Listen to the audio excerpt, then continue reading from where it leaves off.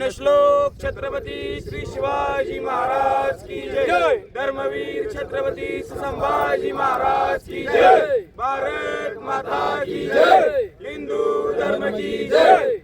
जय श्रीराम, जय श्रीराम। छत्रपती शिवाजी महाराज की जय। धर्मवीर छत्रपती संभाजी महाराज की जय। जय श्रीराम, जय श्रीराम। जय श्रीराम, जय शिवराय। नमस्ते मित्रांनो, मैदान रिपोर्टरमध्ये आपल्या सर्वांचं स्वागत आहे। मित्रांनो, आपण आलो आहोत सातारा जिल्ह्यातील नागठाणे या ठिकाणी।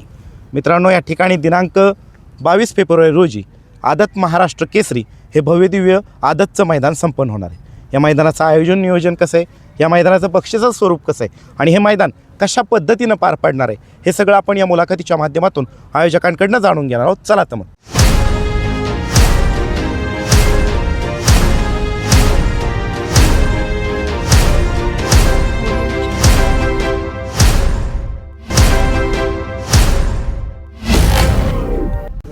दादा नमस्ते।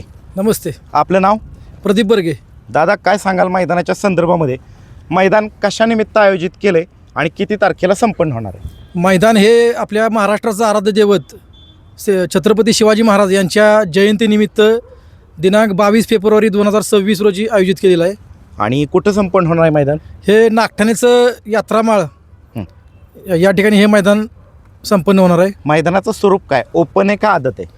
मैदान हे आदत आहे। दादा, हे मैदान कशानिमित्त आयोजित केलं आहे आणि या मैदानाला नाव काय देण्यात आलं?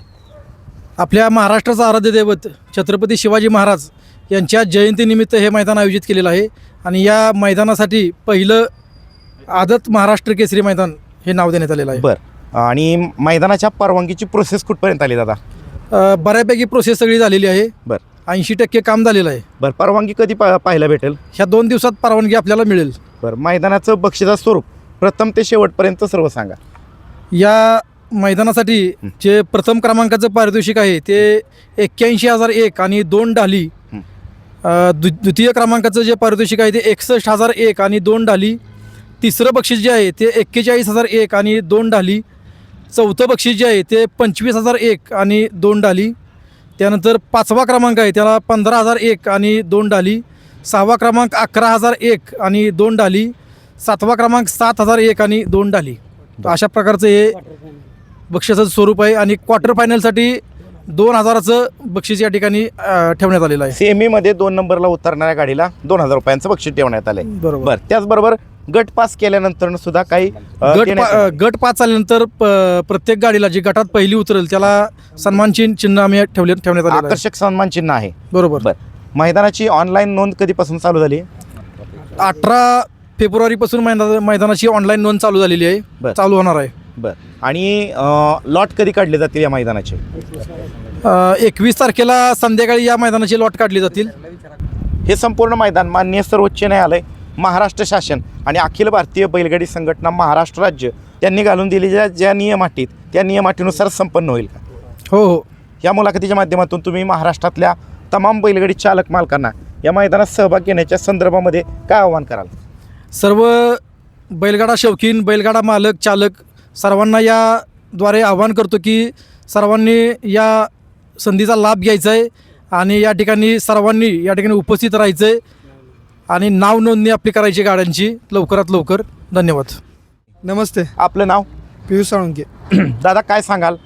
नागठाण्याची फाटी म्हणलं की महाराष्ट्रातल्या तमाम बैलगाडी चालक मालकांची परिचयाची फाटी आणि या ठिकाणी भव्यदिव्य असं मैदान होत असतात। तर ह्यावेळेस कशा पद्धतीने नियोजन करण्यात आलं आहे? मैदानाची तयारी सुरू आहे? मैदानाची तयारी पूर्ण होत आलेलीच आहे। मैदानाची तयारी पूर्ण चांगलीच करू। एकूण आता फाट्या किती आहेत मैदानामध्ये? 11 फाट्या आहेत। 11 फाट्या आहेत। आतमधलं अंतर किती आहे? 14 फूट अंतर आहे प्रत्येक फाटीमध्ये। बरं, त्याचबरोबर आता तुम्ही ओपनला 1000 फूट पल्ला ठेवता, बरोबर, टेपने मोजून। तर यावेळेस आदतचं मैदान आहे त्यामुळे पल्ला किती असणार आहे? ओपनला आपण 1000 पल्ला ठेवला होता, आपण आता 850 पल्ला ठेवणार आहे, परफेक्ट टेपने मोजून।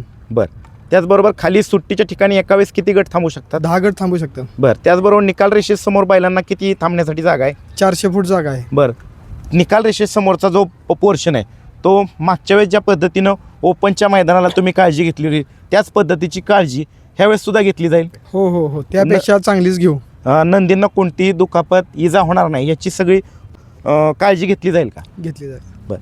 ज्या दिवशी मैदान संपन्न आहे त्या दिवशी या ठिकाणी पशुवैद्यकीय अधिकारी उपस्थित राहणार आहेत का? राहणार पिण्याच्या पाण्याची टँकरची व्यवस्था करण्यात आली, केलेलं आहे. ॲम्ब्युलन्सची व्यवस्था करण्यात आली, केलेली आहे. त्याचबरोबर खाली सुट्टीच्या ठिकाणी पट्टी आहे का? आहे.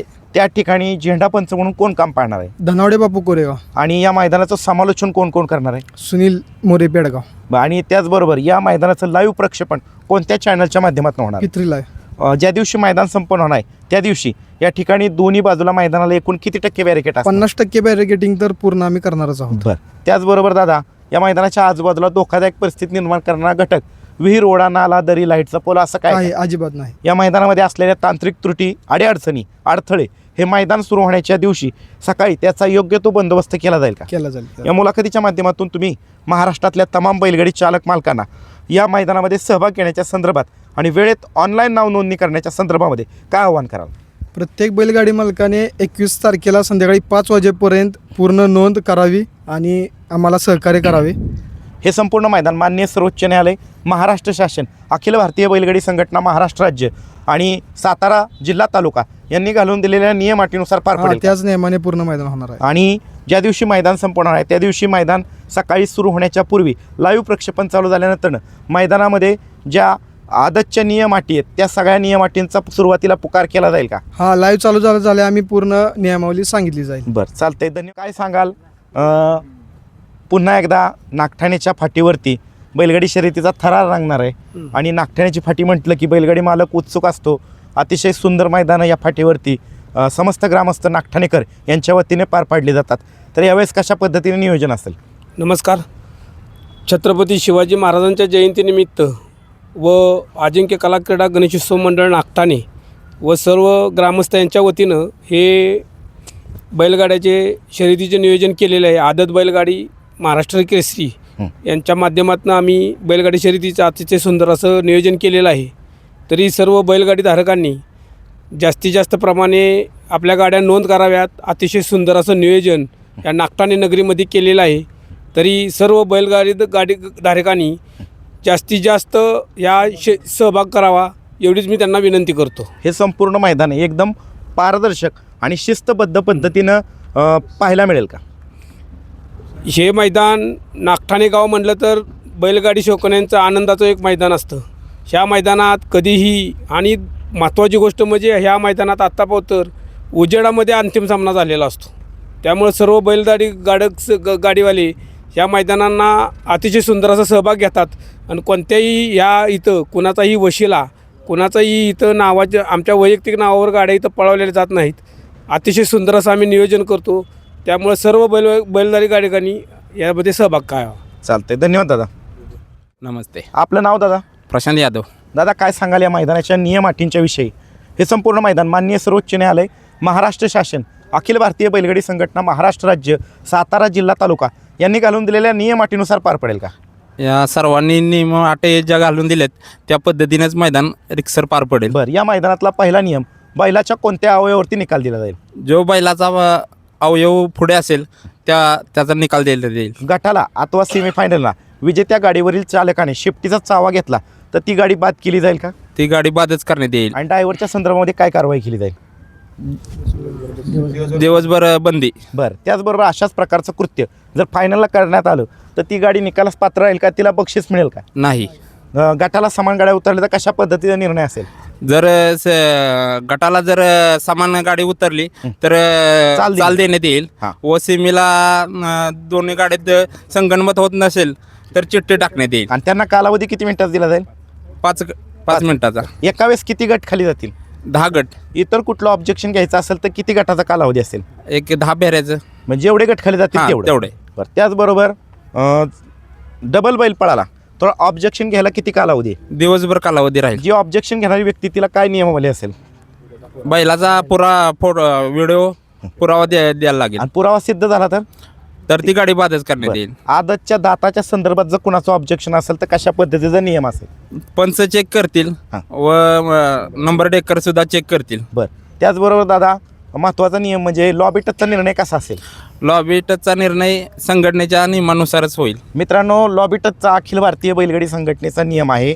लॉबी टचला निकाल आहे मात्र लॉबीच्या बाहेर बैलाचा एक पाय अथवा चकडीचं एक चाक गेलं तर ती गाडी बाद केली जाते, बरोबर ना? बरोबर. त्याचबरोबर सकाळी मैदान किती वाजता चालू होईल सकाळी मैदान ठीक 8 वाजता चालू होईल. आणि फायनल किती वाजायच्या आतमध्ये पाहिलं फायनल 5च्या आतच आम्ही पूर्ण करण्याचा प्रयत्न करणार. बरं, ह्या मुलाखतीच्या माध्यमातून तुम्ही महाराष्ट्रातल्या तमाम बैलगाडी चालक मालकांना या मैदानात सहभागी होण्याच्या संदर्भात आणि वेळेत ऑनलाईन नाव नोंदणी करण्याच्या संदर्भामध्ये काय आव्हान कराल? सर्व गाडी मालक व चालक यांना आव्हान करण्यात येते की 18 ते 21 हे ऑनलाईन नोंद करण्यात येणार आहे. तरी सर्व गाडी मालकांनी लवकरात लवकर नोंद करून सहभाग घ्यावा. चालतंय, धन्यवाद. नागठाणे गावातील प्रसिद्ध बैलगाडी मालक गौरव भाऊ साळुंके आहेत. गौरव भाऊ नमस्ते. नमस्कार. काय सांगता पुन्हा एकदा नागठाणे गावामध्ये बैलगाडी शर्यतीचा थरार रंगतोय आणि यावेळेस आदतचं मैदान आहे. कशा पद्धतीनं समस्त ग्रामस्थ आणि तुमच्या मंडळाने तयारी केली मैदानाची? मैदान हे रिक्सच होणार हां. आहे, कुठली पर्सनॅलिटी चालणार नाही. बरं, काय आव्हान करताल बैलगाडी मालकांना या मैदानात सहभागी होण्याच्या संदर्भात? जास्तीत जास्त लोकांनी सहभाग व्हावा. चालक मालक येणारे प्रेक्षक त्यांची चांगली सोय केली जाईल. बरं, चालतंय, धन्यवाद दादा. धन्यवाद.